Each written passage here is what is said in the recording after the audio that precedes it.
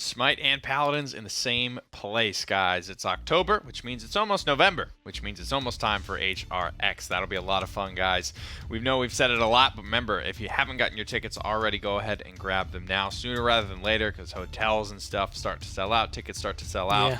DreamHack is going to be a bigger event than we have ever thrown, and I'm quite excited for it because I like esports of all types and varieties. And you're right there in Atlanta, too. That's one of the things I think that's going to be a big benefit to being at DreamHack. Not only is our content there, other content there, but there's a lot of places nearby as well. So you can really just kind of immerse yourself in the culture of the city for just a few days. It's a great little vacation. Absolutely, guys. We're ready to get into the second set for the PPL. It's going to be Envy versus SK. Top versus the bottom here.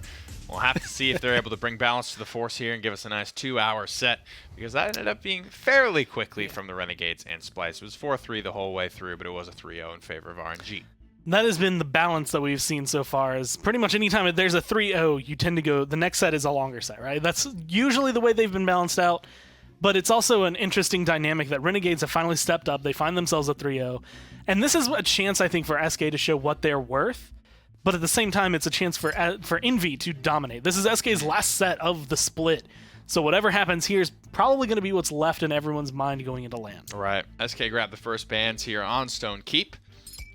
I believe I heard this was their pick as well. Makoa banned out by Envy, excuse me. And the Ashe will come through as well. We saw a lot of Ashe in that first set, but never quite a ban. And there are a lot of champions that float in that range. I throw Cassie in that bucket as well, of like stuff that's always picked but never banned. I feel like, Willow Corval, honestly, dude, they're doing it. It's just that area of what Envy have that make them so prominent, right? Fernando, their Ashe, both Tulky and Rubu being able to bring in these front lines that look ridiculous when they play them. Finally, some Furia too, man. Yeah, she's been gone for a while. No kidding. She just dropped off the face of the planet.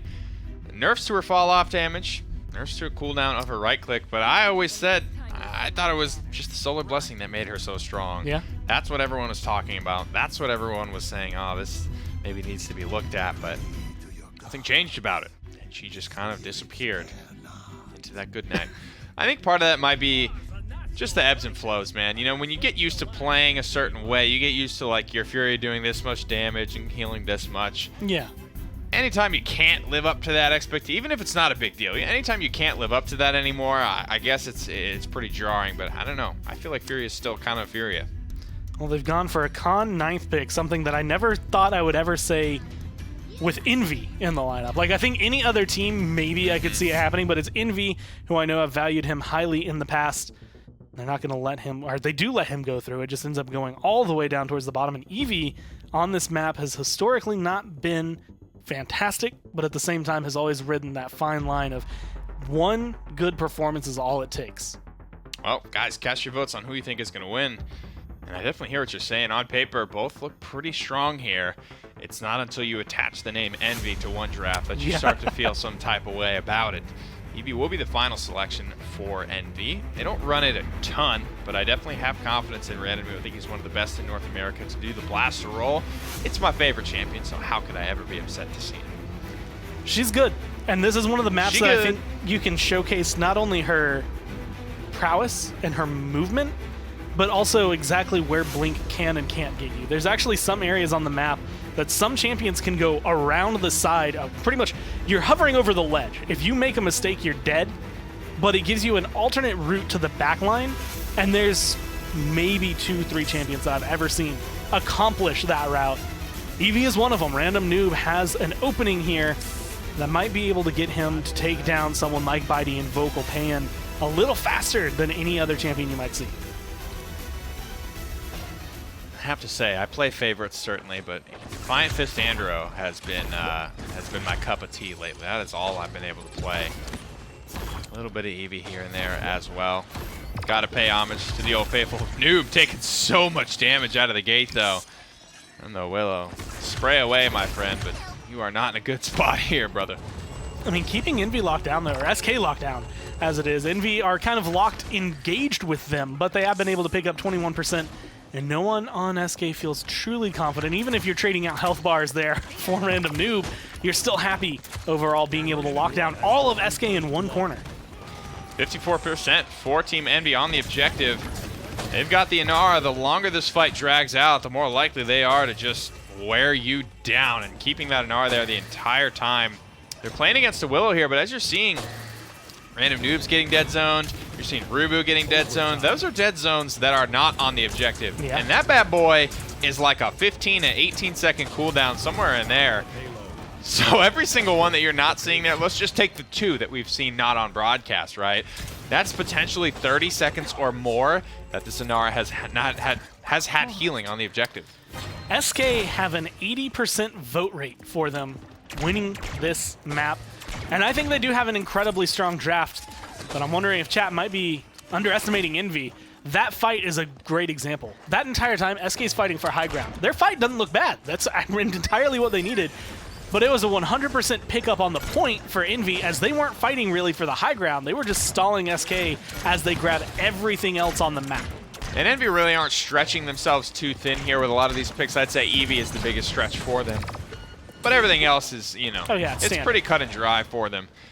And even the strategy that I feel like they're going for, right? With Inara, you can oftentimes, and that's why I want to see the adjustment for the dead zone, you can just not lose and win by doing that, you know what I mean? She was just there the whole time. It wasn't really any, you know, bloodshed that had to come through. Not a lot of people died for it, but it just happens over time. Rock Monkey caught out. Might actually go down here, but he's having a lot of success fighting to throw her off. It's not going to be enough, though. That Solar Blessing, that stun almost full connects with the shield just in time. And you can see Envy, I want to say kind of testing the waters with SK. This is one of the more easily defended maps, I guess is the best way to put it. It's easy for SK to hold right here. It's very hard to crack through the shell that is the base. This one arch is probably one of the hardest choke points in the entire game to get through. So Envy have to kind of really dip their toes in. Right, exactly. I think it's easy to compare it to like a Frozen Guard, right? Where your opponent comes out of spawn, the door is very close to relevant high ground that they are going to be holding on. So unless you have the comp, like with snipers and like, you know, you could throw Cassie and Leon in there, I guess, as well. You have to commit stuff. There's an ultimate, there's a Dread Serpent. But what does it really accomplish? You're seeing the ultimates come out. That's really what it takes to get things going on this Stone Keep. Down the stretch, 2 kills for SK Gaming. 2 for nothing here. That means the defense is likely to hold. Noob picks up 1. Locks down another with an Ice Storm, but Gore, I don't see him picking this one up. I mean, trying whatever they can. And luckily, Ice Storm is one of those ults that I think it's worthwhile being able to use. Getting Bitey there actually might give them a little bit more room to wiggle, though. The Throner doesn't have that healing beam that has been keeping him alive so far. Oh, great target swapping here from Random Noob. His sword just snakes around that Solar Blessing that would have otherwise stunned him mid-air. No, you didn't, son. No, you didn't. No, he didn't. And he did not. He certainly did not. But Envy did. They get that conversion. And I mean, you can't take it away from him. That was an absolutely disgusting finish to the round from Random Noob. Beautiful stuff on the Eevee. It's almost like he never left. That was a showcase, I think, of the strengths and weaknesses of Furia, right? Because we've mentioned it before, where that Solar Blessing beam is kind of like a reset for your front lines. And no matter who it hits, it's going to give them the ability to go back in pretty much full health. Everything about them will be comfortable. But if Furia's not there, all of a sudden their staying power disappears. Unless it's someone like Inara, they aren't going to be able to live as long under the same amount of damage they've been sustaining through the entire time. Dethroner was a great example of that. He was taking so much damage. He was keeping Random Noob almost single-handedly locked down. But the minute Bitey is gone, he does not have anywhere near the same presence. That entire pressure he was able to apply falls and falters under Envy's gaze. We'll see if the patience from Invoco here, still on his horse, pays off for them. Envy fighting hard for the keep here. Not so hard for the Church. They give that up to SK, but it's a 51% lead. 1-for-1 exchange here so far in the fight. This Inara still on the objective. Never moving, never wavering here. Wall goes up the second she feels under pressure. And I mean, address the problem in front of you, SK. You know, you have this Willow against this Inara. You have the tools you need to shut down this just relentless point pressure that she's been able to exert on you. I mean, you're seeing the same problem that happened in round 1. Comeback mechanic is there for SK, not for Envy, but 96% of that point is entirely fought for SK, looking for the high ground, looking for the Cathedral, looking for something that is not the objective. And then by the time they finally focus on the objective, it's too late. There are little things you see that show just how far Envy are ahead of SK. Like, Rock never even moves his crosshair to where Bitey is. He leaves it the entire wind-up animation of exactly where he knows he's going to be. Never even flinches knowing that that's where Bitey's going to be. It's just stuff like that, you know what I mean? That shows you that Envy are, and not to say that was the greatest read of 2018. It was not a very hard read whatsoever. I think, you know, a Diamond player could have done that. But it shows how calm Envy are right now. There's no one looking at Rock. He hits every single shot and ability in that fight. And it's just like there's no room for Envy to be making mistakes here because they're not really feeling any heat, so to speak. No doubt. I think that's the thing, that pressure from someone else. Let's say you're Leon, you're in your ult, and you're getting shot from 3 different directions. You're trying to figure out who's my target, where am I looking, what am I trying to get, and that's why we will see whiffed ults. Envy, calm, cool, collected, pretty much everything you just said.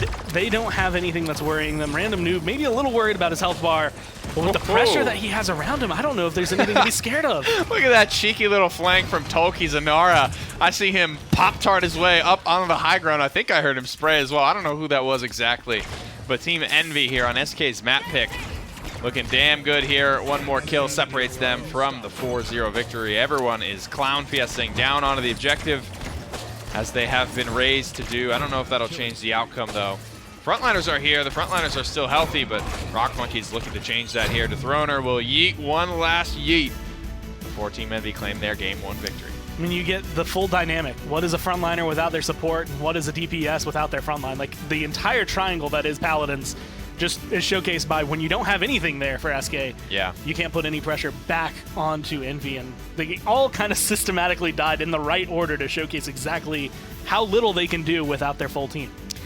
Well, here it is, the scoreboard for game number 1 here. Payan still had a decent amount of damage that he was able to output, but it's shutting down that Nara on the objective. 182. The next closest, Wi-Fi, with 34 on SK Gaming. Never able to wrestle control of the only thing that will win you the game in Paladins. And going into that first round, or that second round, excuse me, he was 0-0-4. So a very weird slash line. Normally something you would see from a support for the Willow. He never died, but he didn't get any kills. Only 1 kill for 2 deaths in the second round. Payan just falling a little bit silent on this Willow. 11-1 for Rock Monkey, though. I think is probably a giant eye-opener as to what was going right for Envy, as well as the fact that you see like the 3-0, the 5-2, a lot of things that were working well for them. But like you said, he never felt pressured. He never felt anxious. There was no doubt in his mind playing this Leon. And part of that is knowing the champion really well. Part of that's knowing your team really well. And another part of that was just looking at the matchup and seeing how much pressure literally was never put on. 2018 has been his health the entire time. Not a single shot flew his direction until it was too late. 2018 is the year that he plays in, but sometimes, wow, that was clean. I didn't catch that one, but he clips 2 with that. Beautiful stuff from Rock. And Leon can really take it to you if you leave her alone, and she's just able to shoot people in the side of the head, or God forbid, the back of the head. Really good stuff from Envy in game number 1. We'll head back to the map screen, though, to keep this set moving. Remember, that was, I believe, SK's map pick. I don't know how much we're expecting out of SK today. I would like to see Envy, you know, they did with the Eevee. I think that's different. I don't know if that's different enough. They can use this set. They don't want to sleep on anyone, and that's something that they've said time and time again. And that's a big part of the mentality and the humility, I think, that gets Envy to where they are, right? Yeah. They're not going to sleep on anyone. They're not going to let their foot off the gas in their undefeated season for anyone. Well, that's the kind of growth that I expect from a team that did pretty much start at the bottom, right? Like, if you're not, you're 4th or 5th, then when you come back and you're starting to push forward and you do get that first place, it's not, cool, we're the best in the world. It's like, we can fall. Like, we've seen what happens. Like, I mean, look at Fnatic. Fnatic has come into every single land super cocky, very excited about their ability to just come in and get first. And, well, how many first place trophies do they have? Exactamundo, my friend. Frog Isle, that's where we will head next. A map that Envy typically does very, very well on. And this is where I expect that full aggression to come out from them. I'm expecting Ash Fernando or Fernando Ruckus, something like that, where you've got 2 frontliners that can just slam the gas pedal. And you're right to point that out about Na'Vi as well. You know, they were a 3rd place team forever. Maybe 3rd place is a good spot to be. Started from the bottom, now we're here. It's a good place to start. I think Envy do it pretty much the same road as well. That was back when SK and G2, or at least the cores of those rosters, were at the top. But they just kept on climbing their way, kept getting better, kept improving. And here they are now. Both snipers banned out. Khan and Makoa as well. And this is Frog Isle, even though you might see Stone Keep in the background. Just want to double confirm that for you guys. And Drogos will be the first pick with both snipers gone. We've seen what Paulie P can do with this on this map. This is probably one of the things that, like, I don't think there's many champion combinations that you can be like, okay, well, okay, the game's over for you. But it's SK, number 5. This might be one of them. Against Envy, number 1. And you get Random Noob on probably his best champion on a team that knows how to make it work. Yeah. That is... The stars aligned, and you only needed one champion for Envy. I think what I like most about this champion, with just the way that Envy play this map, is that you oftentimes, in his highlight reel plays anyway, you see him out there. He's not just sitting on the window. He's not just sort of prairie dogging fire spits up over the wall the whole time. He gets out into the jungle. He's dragon punching from the treetops. I mean, he's a different beast on this map. And Drogos, he can be difficult to pull off here depending on the champions that your enemies get. Snipers are a big part of it, but both of those are gone. They have Leon. I don't really know what other threats SK could possibly draft. They get the Cassie Willow here. None of those things really scare me too much if I'm Random Noob. I mean, like you said, nothing too pressured coming down from SK. They go from banning the Ashe to playing the Ashe. And I think this is a great map for her. I think this is something that could work well. But again, the target she's going to be looking for is maybe Furia, maybe Leon. Drogos is never going to be a factor. Maybe you're bopping around this Inara a lot, but maybe there's only a little bit of wiggle room, I say, for SK, whereas that's Envy could just play the way they did last game. Well, guys, go ahead and cast your votes. After that, game 1 here, Envy do take the win in this best of 5. It's first to 3, though, and they'll have to get 2 more for themselves. I believe this is their map pick as well. So just have to keep things going here, and we've heard from them, like we said multiple times in interviews, that they will not take their foot off the gas for no one. Maybe that's something that'll happen down the line for them. Yeah. But this is, you got to be honest, this is their first time that they could potentially be going undefeated. They've beat G2, which is their biggest competition, so barring any other big slip-ups or catastrophes from this Envy squad, they are likely to go undefeated into the fall split, headed into the World Championship, and that is one hell of a way to put your best foot forward. After this, they only have one more set to play. Like you said, nothing too crazy out there for them, especially considering how big of a gap we've seen. It's similar to what we see in Europe. 1 and 2 are not very close. At least it doesn't feel like it. They are based on what we've seen online. Maybe LAN is going to be a little different. But if 1 and 2 aren't close, and 2 and 3 admittedly also aren't that close, Envy shouldn't have too much to worry about here. SK, though, have shown some surprises in the past, and I admit that from where they were at the beginning, they have improved dramatically.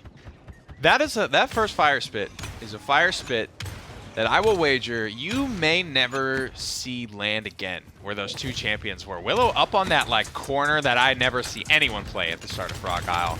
And to throw her down on the ramp, the surgical precision of the depth of these detonations from Random Noob right now is a little bit silly. And like you mentioned, not too many player champion combinations that you just deflate when you see, but this is certainly one of those. Payan will pick up the first blood, already tied with the amount of kills that he had in game 1. I mean, all of with that first blood. All of the player champion combinations I can think of that might be like super deadly, you should be scared. I think every single one of them lines up on Envy, except for maybe Cuss on Fernando. Like, it's just one of those things that all of them line up. Rubu on Fernando, Rock Monkey on Cassie or Shaolin, and of course, Random Noob on Drogos, maybe even on Bomb King, honestly. You can just give it to them. They are a really strong team. But right now, SK not only being able to match what they were able to accomplish last game, but focusing on the objective a lot more. There's not anywhere to split their attention here, but Tolki still half health, still now full health, onto the point. And the Solar Blessing will come through. Tolki booped back up to full HP, but the dead zone pressure is actually coming out. And Inar will be able to live. Dragon Punch comes through, I think, just to zone out the SK front line. Though first blood happens, you know, it's always a question with these Inar comps in a favored matchup is, does it happen fast enough, right? We see that with Na'Vi all the time. They'll lose fights. They lost a ton of fights to NIP yesterday on Stone Keep. But was it fast enough? Was letting them get 50% on the objective worth it? 40%? 30%? Where's that line? Ashe is one of the few champions in my head that helps counter Solar Blessing. in the sense that if you are in the point fight at the right moment, you can actually knock people back away from that beam, and if you can kill them in the right moment, accompany it with a Leon, with a Willow, you should be able to find the kill, but it is very much, you have 2 seconds to execute it, right? And SK is one of those teams that can accomplish it, but Envy doesn't let it happen that often. In fact, Mr. Hayes getting picked that way doesn't happen a lot. So you have to be a little bit more careful. SK, though, trade out a good chunk just trying to get that pressure. They lose 2, almost 3, just to kill off the support. 127 on the clock now, but the payload a mere couple of feet from its destination. Envy looking to put themselves up 2-0 early. Dethroner does get his ultimate online, which is a key part of this defense that they will likely need to make great use of. SK have already needed to use a couple of ultimates to keep Envy at bay. Envy have popped next to nothing to get this payload to where it is. Here comes another one, but look at that random noob. Oh, he just rips the carpet out from under Dethroner. Can't get his ultimate off. And that's why it's funny to say, and I think this is that fire start right at the start. That Willow, and I just don't think I'll ever see that again. Because no one plays that corner, you know what I mean? Like, that was so wild to see. But, I mean, it's funny when you see those Ashes like bonk their head and get their ultimate off super quickly, but that's literally the optimal way to use that ultimate. It's the pretty much opposite of what just happens for Dethroner. Dethroner, like, normally, like you said, like, you'll try to get a little ledge, either you're in Bright Marshall, you just want to hit the roof, you want to hit the ceiling. Dethroner goes way up there. Like, I mean, he's up in really high, dude. I don't know why. That felt higher than usual. I feel like he might have jumped off of a high ground to go down. Maybe. But unfortunately, I mean, with the layout of the map, that just means that there's way more time for someone like Random Noob on Envy to shoot you out of the air. Combustibled like up into the air and then popped it and then died to the dot midair. I'm not really sure what killed him there, but something did kill him before he was able to hit the ground.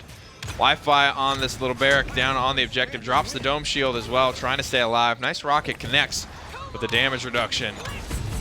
Finally is able to connect here into the back line. Goes Dethroner, but he is on his last legs. Payan, no problems dealing with that from up in the air. Faye Flight finds 3 for Payan. Beautiful stuff from one of the newest members of SK Gaming. And with the comeback mechanic in hand, Payan finds his 4th.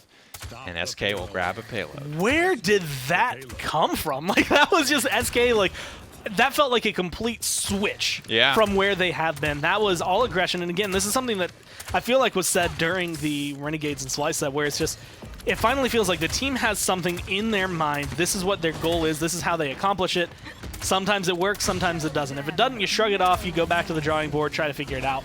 That time it all worked. The stars lined up, you get the Ash ult off, even though it was literally a tick away from death, as well as a beautiful Fae Flight. Unfortunately, you have to keep that pressure up, and right now, Rock Monkey, Rubu Tulki, trying to tell you that, no, you can't do that. Pretty dominant little crescendo there from Envy, and if that Fae Flight goes off, if Rock doesn't kill him, I don't know who does, to be honest with you. That's what we were seeing in that Renegade Splice set. There was no one. There was no hit scan threat. And anytime Fae Flight was popped, the Renegades just had to kind of leave. Like, they just sort of turned tail and walked away because there was no way to deal with it. Payan goes down again here. Envy can get a defensive point here, and it looks like they will. Remember that despite being on SK's side of the map, they are on defense. You got to keep your sides straight here, and they continue to find dominance in this fight. Pressure is the name of the game. This is one of those things that, honestly, you can get punished on other maps. It is a drastic punishment, I think. If you get this aggressive, you lose. The payload gets pushed a lot further than I think you would like, but because of where Envy is and because of the way respawn timers will work in their favor, even if they all wipe right here, right now, they still are able to respawn and defend the payload pretty much around maybe the first or second bend. It's not going to get anywhere near where SK would want it. So this is a very safe play. I like the retreat call out, though, just because losing 2 can mean a lot. Payan looking for some damage here on a noob as he tries to exit this fight. But not an easy thing to do. That's why you like to shoot down on people instead of directly at or up to them. Tough way to play with a blaster. 30 seconds on the clock here. SK with just 1 ultimate. The Dread Serpent, will it be enough to get this one through to Envy, or will Envy, with their 3 ultimates, find a way to hold the defense here? Dethroner dives in, looks for the frags. I don't know if we'll find him. He's finding good splash damage and doing a good job staying alive. Honestly, longer than I thought he would. But it doesn't change the fact that no kills were picked up. gets his ult. And I think that's honestly what his goal was just try to come out of that with a full charge, be ready at this next round so you can come in. If you lose this objective for this push, it's not the end of the world. Pan, I think, recognized it. You see that shield barely come off cooldown for Rubu, and then Tolki actually gets the Solar Blessing, and Rubu just goes, oh, give me that. He just dashes over to it. And here it comes. Assert Dominance up into the air. And then, was that a rocket? I couldn't really see with that angle there, but being told that it was a rocket. Wow. Mid-air for Random Noob. 8-1. Beautiful stuff. 8-4 for Pan, though. Definitely a louder, prouder game for him on the Willow so far. A lot of that was last round, which admittedly is because they did so well at the very beginning. They have the same combo to make it work if they really want to. The Dome Shield early on by Wi-Fi last round did not impress me, but it did exactly what it needed to, which was put Envy in the right spots for Dethroner and Pan to cause as much trouble as they did. Immediately, Dethroner's still looking for that back angle, maybe even going to be able to jump up onto the window here if he wants to go for it, and that's exactly the ult he's going in. This pressure is certainly being applied here. Faith Flight, Assert Dominance, Dread Serpent, a lot of things used. But if it ain't broke, don't fix it. SK Gaming, they do lose one in the process, but I think this will be the full sweep here. And Rubu is literally just trying to buy time for his team because he knows the comeback mechanic is enabled. But can they stop it? That's the question. Yeah. I don't know. I mean, SK can literally go all in, pop everything on a team fight, and just because of comeback mechanic, they can capture a payload. I'm entirely impressed, though, that SK just did the exact same strategy as the last round, but they executed it in a different way and still found as much success. Like, that is not something you get to see often, especially against a team like Envy, who adapt very well on the fly. They were prepared for the flank from Dethroner and Willow on the other side, right? They weren't prepared for Ashe through the window, Pan from above kind of deal. And that combo, I think, opened up a lot for SK, at least in terms of capturing the point with comeback mechanic. Next round, depending on how this one goes, if they are able to find the push or not, they still have one more. Either have comeback mechanic or no comeback mechanic, and I'm curious to see how that fight will go for them. Salvo primed and ready. Random Noob comes up around the corner, eats a disengage, knocked up into the air, lets it loose, doesn't find anything though. And Spit comes through as well. I tried playing a little bit with Reign of Terror talent last night with Drogoz. I'm sorry. And you're right. You should be. I think it's... Because the reason I did it was I was having a conversation with Diggy Dog about anti-heal on Fire Spit and what would be picked if hypothetically the anti-heal card for Drogoz was moved from Fire Spit like onto Salvo, if Reign of Terror would be any good. But it felt like even though it says activates your Salvo instantly, it felt like I still had to wait through a pre-fire, like where Drogoz would technically be loading up his rockets, without that animation happening, but I still had to kind of bear the load of that pre-fire. I did not like it. I couldn't figure out how to rock and roll with that talent at all. I spent, I think it was in January, like after HRX, it was the perfect time. I spent a lot of time trying to make that work. And I'm not a great Drogoz player, so that might have been part of what was going wrong, but I just could not find any scenario where I felt like that talent was giving me anywhere near as much. And it is a lot of using your salvos properly. I have never been one to be able to hit my Fire Spit salvo combo perfectly. Yeah. But I think maybe if you can get that off, maybe it makes a difference. But I mean, then you see Random Noob with Combustible, though, and it's like, what are you doing? You still used all your rockets. I feel like if, I don't know, I had a thought of like what would make that better. If it actually fired instantly and didn't have this massive pre-fire, that's square one, I think. We can talk a little bit about that poo-poo talent later, though. This fight happening here, and it is, I think, Envy probably defending. Overtime still burning here, and as Wi-Fi dies, so will the overtime. And yeah, back to what we were saying. I think, obviously, the thing about that talent is it fires 6 rockets no matter how many you've got in the clip. Yeah. And the thing about your Salvo Spit combo is you open with that always. You always have 6 rockets in your clip. You never like open up on somebody and then want to get close range and salvo them, you know what I mean? Because then you're doing self damage. You just make things messy for you. So I don't know what it would take to make Reign of Tower viable. Maybe if it literally just didn't cost you ammo, you know what I mean? Like if you could just hit the salvo button and then still have 6 rockets in your clip. Maybe something like that. Maybe that would be busted. I don't know. But currently, I don't think that talent is worth its weight in salt. Especially not when you can compare it, honestly, with Fusillade and Combustible. I think both of those still and even have Worm their Jets, dude. I love playing Worm Jets still, man. I love that talent. As of right now, we've seen so many direct shot rockets. Random Noob playing very well. There's going to be Dethroner once again. Hey, where's the Fate Flight? Popped almost immediately afterward. Payan coming around, but can they find the same kills? Get him, Rock. More concerned with the objective, though. Tolkien gets dead zone. Rock will eventually chip down the Willow. But look at the lead. It's just a different story here. Tolkien loses his life. He dies with purpose. Rubu falls as well, though. That's the thing that might make this ugly for Team Envy. It's only a half comeback mechanic, but Envy did lose both of their frontliners here.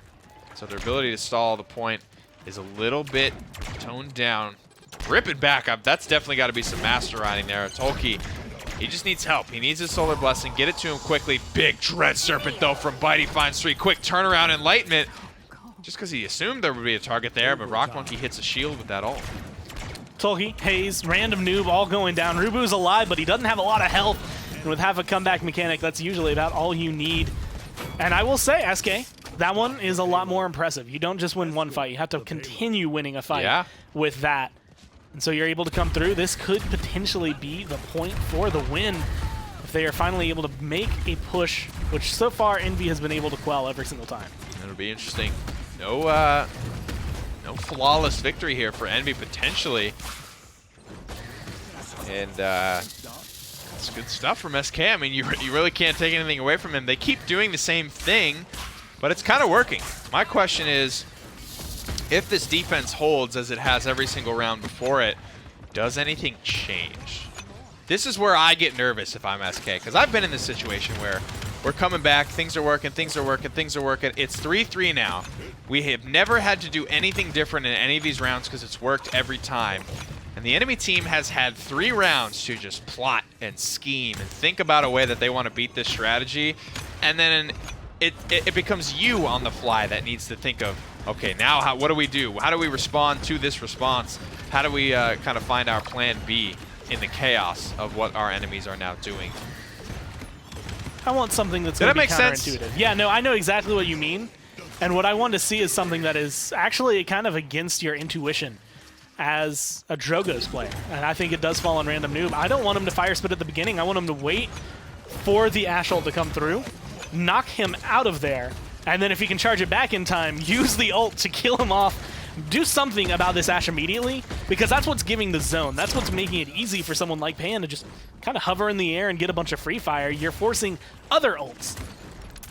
But can you get rid of that Ash early on and then get aggressive, get back on the point, save your front line? 2 kills here, 3 kills for the defense now. Envy with plenty of ultimates left in the tank. SK, though, they didn't really spend anything. They didn't really force themselves to be put in a situation there at all. 30 on the clock. SK not really, or excuse me, Envy not really getting too aggressive with this, though. Maybe starting to feel their own mortality, realizing that if they hit a blunder here or something goes massively wrong for them, they lose this fight, this game could potentially be over here, and they would be tied up in maps with SK. It's going to be up to the aggression here. SK are coming in. How badly do they want it? It's not close enough that I see any ults coming out just yet, but overtime is going to be ticking its way into effect here in 2 seconds. Dethroner is just low enough to make it scary. Rubu falling back and letting the payload move forward a little bit. But this is just set up for the future. Dethroner will be the first kill here. Now Envy have a little bit of room to breathe. And I'm wondering, I'm looking at Rubu there. He's behind his shield. Everyone's pretty low on SK. If this isn't 3-3, my question to you is, does he push that? Does Rubu, not feeling nervous whatsoever, he's up by 2 points, does that Rubu push that? That Rubu goes in and probably comes out with 2 kills. Admittedly, like based on what SK, like their health bars where they were, I think he not only pushes it, but I think he can come out alive and with a couple kills under his belt. But I think this is all save your immortal, save your health, save your patience. Come into this 3-3 confident, deal with the Dethroner early on. I mean, he's 3-12. He's not the threat, but he's the reason that you're starting to see the 13-8 come down from Payan. The reason Payan has that experience that he's able to have is all this zone, all the attention that the Throner is warranting. 5, 4, 3, 2, 1. Items are purchased. Ultimates are ready. The guns are reloaded. And Bitey's got kill the heal too. God bless him. I love to see it. I love to see these little flavor items. What items do they really want the most down the stretch? Who wants those resiliences? Who wants those morale boosts? Who wants those kill the heal 2s? As we head almost north of 20 minutes on Frog Isle, which is normally a very quick map, one way or the other, but this has been an all-out war between these two squads. Wi-Fi is almost able to, and he does get himself and his team up to 50% before blood is even drawn. Random Noob, we talked about his differences in play with Drogos. He comes up through the trees, but Bitey is not afraid to bust that Dread Serpent open wide in the sky and let everyone see the glory of SK Gaming as they are winning another fight against Team Envy. They're up 72%. Beautiful dead zone. And why couldn't that happen in game 1, Gore? You know what I mean? That just... Toki has been constantly shut down. Everything has been working out here for SK. They get the kill. The Dread Serpent's perfect, but it's not perfect enough. That's actually going to be Envy retaking it. Rock Monkey and Random Noob as they come to reclaim the point. Take them down, but 93% is a daunting number to deal with. How well is your zone going to work? We've seen it earlier in the game, but is it just as strong here? Or anyone from SK going to be able to slip through? I have to see no ultimates for SK. That's the struggle here, and they don't have great frontliners just to muscle their way down to the objective. The seismic crash is everything here from Toki. It's the only thing left. Ouch. And it will be used on the objective quietly to slay down Wi-Fi. 1 for 1 here. Dethroner trying to dance between his shield. He's under pressure, but so is Toki. Toki falls. Who is this one going to go to? Overtime has started in favor of Envy. This is SK's overtime. Envy have to step on here. The Enlightenment. Can Willow, can Pan, can the rookie do it? No, Rock Monkey looks like once he gets that ability up, he will shut it all down. Slide out. Wi-Fi's still here. Wi-Fi grabs a kill, but it's Rubu fighting under a Solar Blessing. This overtime will expire in favor of Team Envy. So close there, but SK Gaming just barely lose their grip on that game. I gotta say, I thought they had that one wrapped up. And honestly, when it came down to can Pan get those kills, right? It was all of a sudden, is Rock Monkey hitting these shots? Where's Tulki? Like, once Tulki respawns and is back, it's like, okay, this is definitely going the way of Envy, but there was a little bit of attrition there that had things gone right, if overtime was just a little faster, SK take that just slightly before Envy can fully respond. Well, that's 2 games in the pocket for Team Envy. They'll need 1 more if they want to put this set away and close the PPL for today at least. A lot of damage, though, from SK's backline, 139, 131 from Cassie and Willow, respectively. And just about the same numbers from Random Noob and Rock Monkey. 15 and 7, 14 and 8. Great stuff all around. It really was just that close. It really was. And Bitey there. There it is. Cheeky Dragon Punch, cheeky or Dread Serpent. Cheeky goes the Borker. I don't think I've ever seen someone use Dread Serpent that way. That like high up in the air either. It's cool to see the whole, you know exactly how big it is. Normally you only see like half that sphere, but the big glorious serpent that is actually inside of that ultimate, you can't forget that. It looked awesome. And that was a great read on what was Envy's read. Like, this is, okay, how do we beat this Ashe Willow combo that keeps wrecking us? Okay, we'll just go directly into their backline and try to kill them off before it can happen. That Dread Serpent stops that. That is probably the best thing SK had done that game to make sure things would still go their way. And it was just the retake from Envy after that fight goes down south for them that really kind of spells the end of SK. Well, 2 games up for Team Envy. We'll head back to the map screen here and see where the rest of the set will play off. It will be the selection of SK Gaming as they did lose game number 2. And it's TBD. What are you thinking? Take a guess. Clairvoyance has told me that maybe we're going to Ice Mines. Pure clairvoyance. I was trying to think. I was like, Jag Falls. You're a god. Are banned. Serpent Beach was banned. I would have guessed Bright Marsh. Bright Marsh was probably the next on my list. If it was going to be somewhere weird, maybe Splitstone, because that's somewhere that SK have been successful in the past. Did not expect the Ice Mine. Ice Mines to me, this map feels like the call for help, right? Like this map is not a, okay, we're going here because we know we're like better than you and we can beat you. This is this is the best option we got. This is the only way we can take them. So I think Timbermill is probably the most fringe map in the game. Would you agree? Yeah. what's after that? Would it be Ice Fish Mines? Market. I'd agree with that. Fish, and then honestly, probably like Frozen Guard at that point.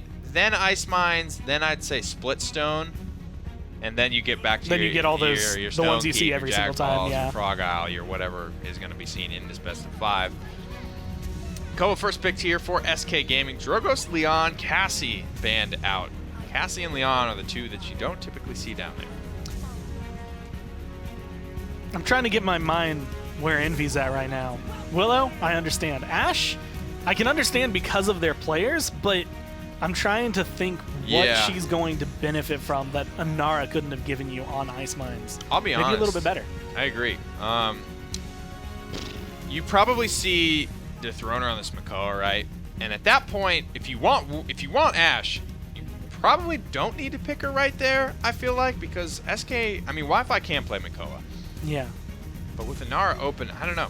That's definitely a pivot point on the draft that you could talk about for a while. They pick up the Talus and the Shaolin, and maybe the Koga even. I mean, these are a couple of picks from SK that are definitely on the fringe for PC. We've seen maybe 1 or 2 Shaolins all split long. Koga was there for a moment, but he saw small little nerfs and then fell off, and it will be the Master, not the Student today. Xin comes through 5th and final for SK. It felt like SK might have been taking some notes from Splice for a second there. Shaolin, I think, is a good pickup. I think he's okay on this map. I'm really curious as the talent selection that goes in for him. Yeah.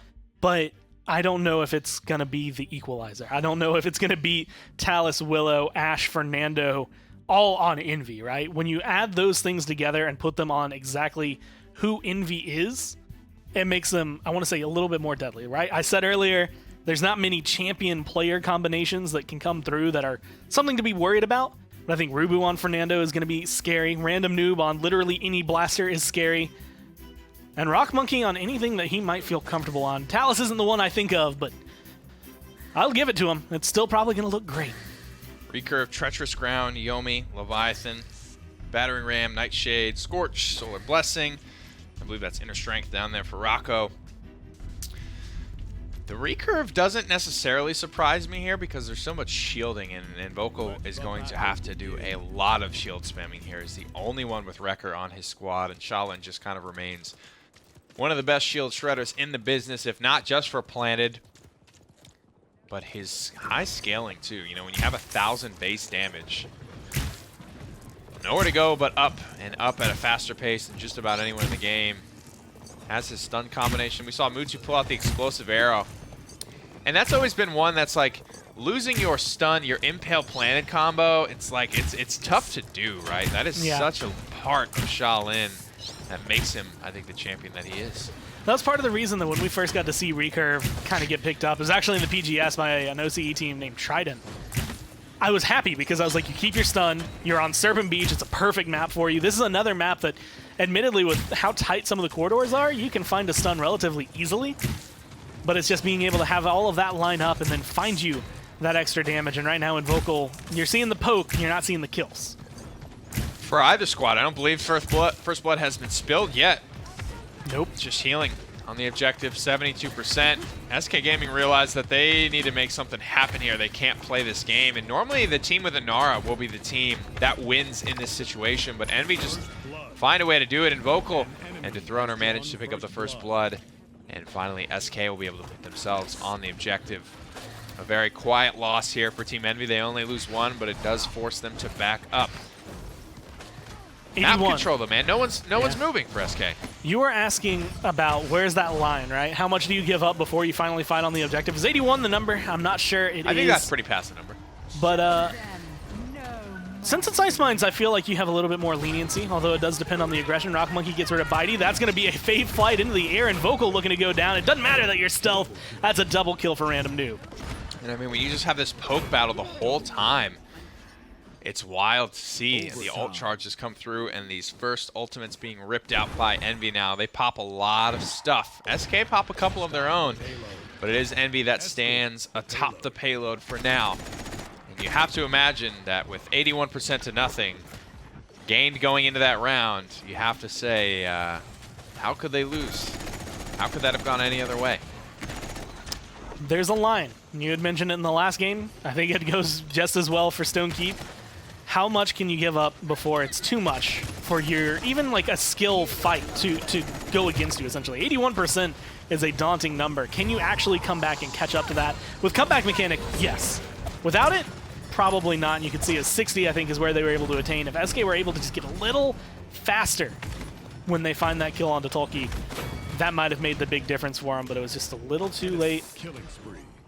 And it doesn't end up going their way. Now things are kind of shaking out. I want to say still in favor of Envy.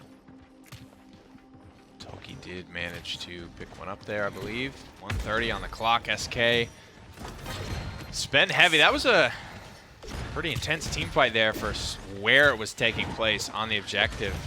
You see the payload was pushed all the way down to the bottom there. Random Noob hits the Fae Flight for the second time this round. But he knows that danger lurks around that corner, so he's not really committing too much more than he needs to here. And getting the Inflame a little bit late, though. Not being able to find too much damage down onto Bitey. Trying to deal with just this one guy in his way. It is Xin. Into the Billow he goes. Everyone able to make it back into spawn. But SK just fighting for their lives here and unable to hold. It is Ice Mine's score, but Envy have been brought here a couple of times and shown great dominance on the map. Pan's Willow last game looked incredible. Right now, Pan is 0-3-0. Xin is one of those picks that I feel like has become more of a French pick. People realize how to play against him, how to deal with him a little bit better. But Random Noob's 3-0-3. It's not anything stellar, but when you look at the lineup that he's up against, Invokal's pretty much the only one he has to be worried about, taking him out of the air. So if you focus on Dethroner, you focus on Pan, you focus on Wi-Fi, even if you don't kill him, you're giving your team everything they need. You're pouring fuel on the fire, right? Envy is going to be able to take him down as long as Random Noob is just getting damage, and that is everything he's been doing. He's sitting up at the top of the charts. Granted, so is the rest of Envy, but he is #1 in all of that. Tolki, Rubu, and Rock Monkey are all within like 1,000 damage of each other, and then like 10,000 above them. Yep. Excuse me, 15 above them is sitting Random Noob's Willow. Hooked out here, and Tolki is in a bit of a situation, hard committed on. But SK Gaming just want to storm the enemy high ground, take back the rafters of Team Envy. They do so semi-successfully. They lose one in the process, so it's a 1-for-1 when it's all said and done. What the hell just launched a Nara like that? Can we look at Wi-Fi's loadout? Is he running Impasse, or was that something else? I don't think there's any really knockbacks on Team Envy. He dies just in time for it. Have to wait till he comes back. Tolki wasn't there, so it wasn't his knockback, and Tolki is going to remain not there. No. Poor Tolki. This point fight is going to be entirely seen through Spectator, but it doesn't matter. That's 96% for Envy, 99. They capture it. What is SK doing? They get the advantage at the beginning. They get pushed out. Rubu spends his life the entire time standing on the objective. That's just a team that's not ready to beat Envy, Gore. I think that's all that is. And I don't see him. No impasse, so I don't know what the hell knocked Wi-Fi across the point. What? Maybe it was Ash, but wasn't she dead at that Ash point? was dead. She was dead. I don't know, man. There's no knock. Unless there was a Rubu. insane knockback from the ult from Rock Monkey.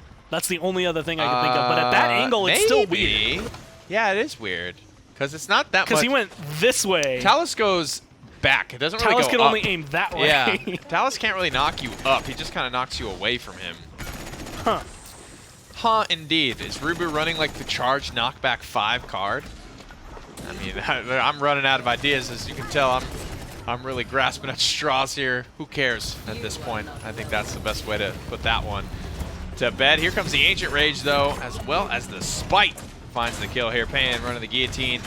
We'll find both of the Envy front lines here. Not before he is taken down. It's still a 2-for-1 in favor of SK, but that one maybe didn't need to happen. At this point, Envy, you're up 3-1 or 3-0. Maybe going 3-1, but you have a minute left. You've been retreating properly. Rock Monkey going down does make a big difference, though. This aggression right now is different from SK, and it's exactly what they need to find a good defense. Not only do you hold them back on Ice Mines, but you make it way more difficult for them to feel comfortable getting through. You get some dismounts, you get a couple kills, and you make this a completely different story from last round, and you actually set yourselves up for success instead of playing too passive. 40 seconds on the clock here. SK getting fairly aggressive in their defense, and I don't mind this. There's so much distance between them and the payload at this point. that even if they die here, they will be able to get everyone respawned and everyone back to where they need to be to hold a defense. Enflame, Bayfly, all coming through at the same time. They get caught on the back foot. This is the risk you take. Ow. Like we mentioned, 10 seconds for that respawn here. If they do a good job staggering Dethroner, this is where things get scary for SK Gaming. I think I understand why they call it Inflame now, because that burned. Like, that just burned down all of SK, and it left a lot of third-degree burns afterward. I don't know if you recover from that one. It just hurts to see that kind of combination. Payan tries to do whatever he can. Everyone's throwing their body at the payload, but is it going to be enough? Overtime started here. Envy looking for the knockback, but that was the most pathetic knockback I've ever seen. Hits the shoulder bash, and the damage is enough to take the Throner down. And for that payload to finally find its way home for the last time this set, Team Envy grabbed the third and final win of this set to complete their undefeated sweep here of SK Gaming. Now I believe they just need one more win to complete their undefeated season overall, and this is a big achievement for them. They have been kind of in that second place curse for so long under the shadow of G2, and this is going to feel good, I think, for them to finally just shed that curse and be able to move on undefeated. Like I said, they've already defeated G2 twice, so they've already done the hard part. As long as, and that's maybe why we see them play as hard as they did today, they just got to follow it through. They just got to finish it out, and they will be undefeated. Doesn't really mean much for you at this point. They're already guaranteed first seed at Worlds. Random goes 6-1 in the final game there on his Willow. Absolutely dominant performance from him. I mean, everything that you could want pretty much went right for them. Proper ult usage, combination, as well as just damage placement.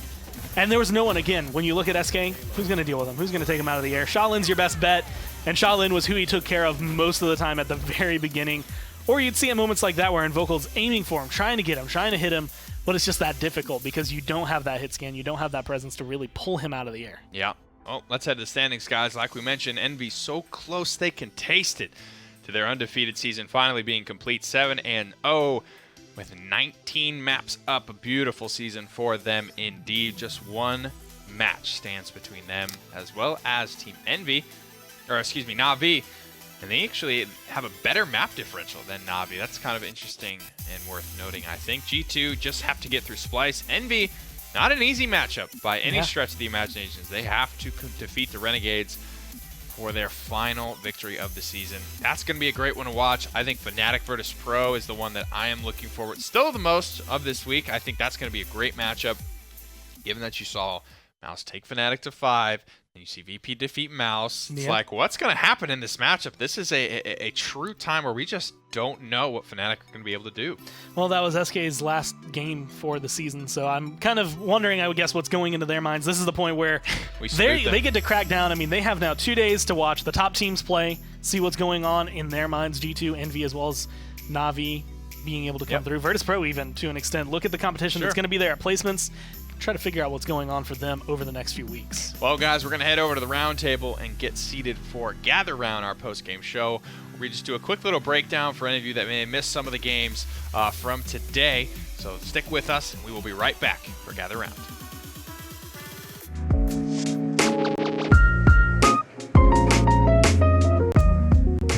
Can you believe that once upon a time we weren't sure whether or not that intro was even going to be used? Oh, yeah. We were actually, I think that was kind of some of the concerns. Huge misplay. We spent like an hour filming all of that stuff, and then it was like, man, are we even gonna even have it? Turns out they just wanted the quality to be at the level it is now, and it has significantly increased in quality, and I'm very glad about it. Yeah, shout-outs to Matt. Shout-outs to Matt.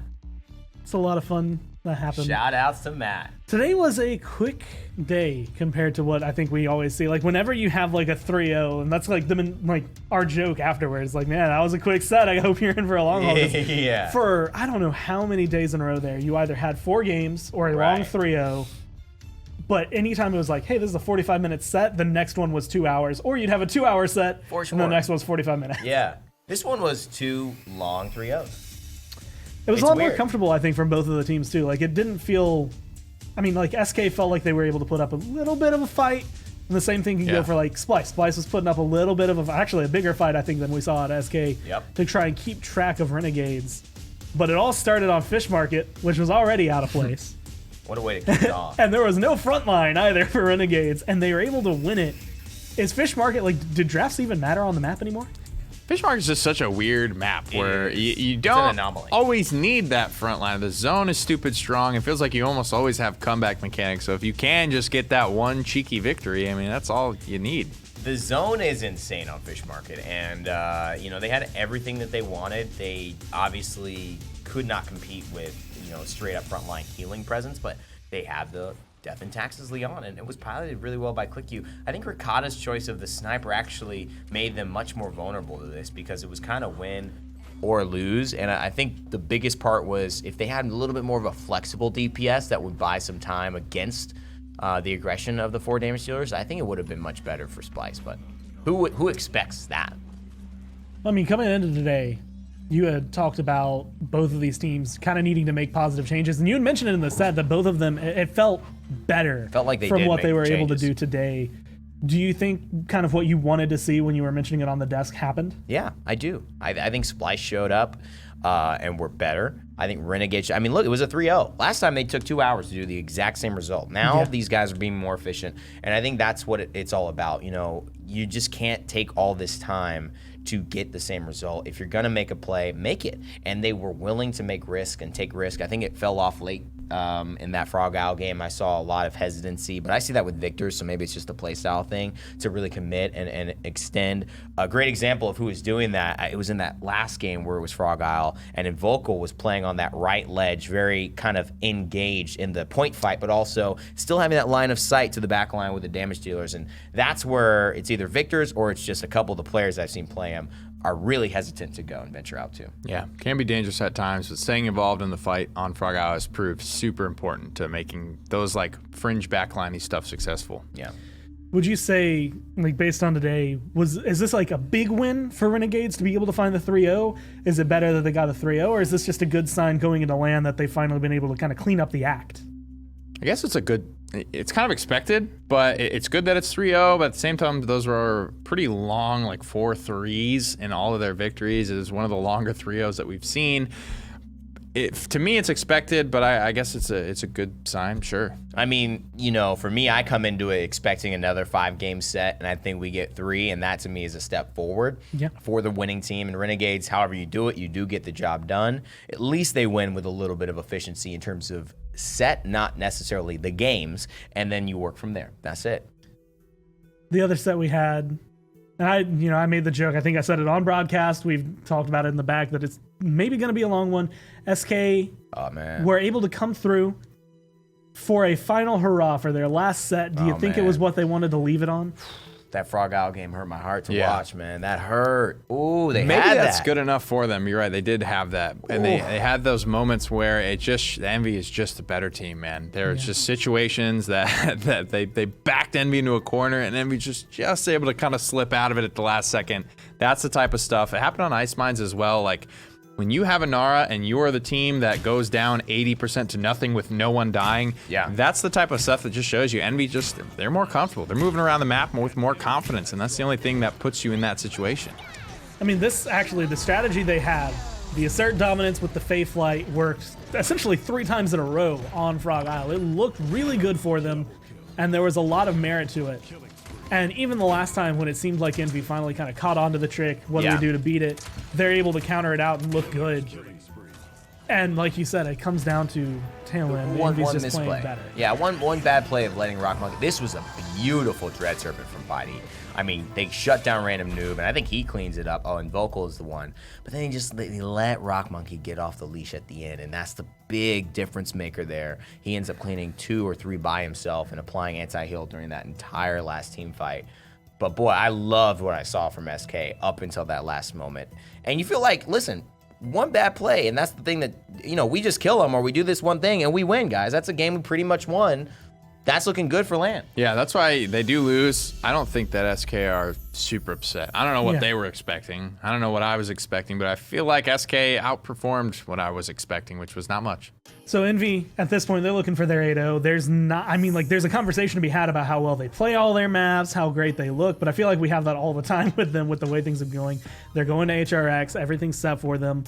That last map, I still personally believe was kind of given to them with the fact that no one was there to contend the Willow on SK's lineup.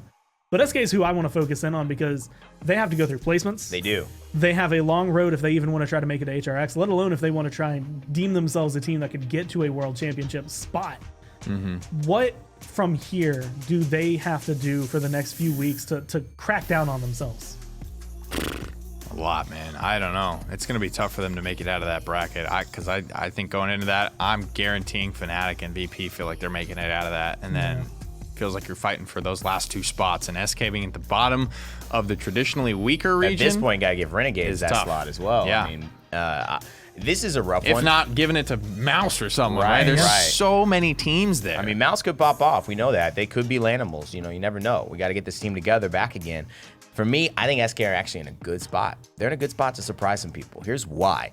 They don't have anybody who's going to be going into that tournament saying, all right, guys, let's study up on SK. Nobody is looking at them as the threat in that one. And so they're going to have surprise factor. Now, SK, in these best of 5, sure, you can't one-trick them like we saw Armada try to do with Ovum in that squad on Bright Marsh, and it worked against Renegades, by the way. But Frog Isle looked pretty good. Get another map in there. People aren't going to be like, oh, they love to play this on Frog. Like, get your maps in, man. I mean, then just let Invocal maybe have a great game. Let the Throner and those guys pop off on a Makoa or a good Ashe pick. And give Bitey the confidence to coach and say, man, we're at LAN. This is where I live. That's where Bitey comes alive. So hopefully, SK still keep some hope in their back pocket. Well, I guess chin up for SK. Yeah. Everything's going really well for them, honestly. All things considered, I mean, you're 1-7, but you took some of the top teams. You're the only team, I think, that has taken Envy to a longer set than a 3-0. And being able to do something like that is not something to, I guess, look down on. You've been able to play really well, but that was your last set. Envy still have one more, as well as the rest of the teams in NA, and I think all of EU. No, that can't be. There's only 4 teams in EU that still have to play tomorrow at 3 p.m. if you want to be able to tune in. But that has been the post-game gather-round for today. A lot to be looking forward to, but a lot of eyes are still going to be in about a month. November 5th is when it all starts for the placement round, so keep your eyes open for that. But until then, and until tomorrow, we'll see you next time.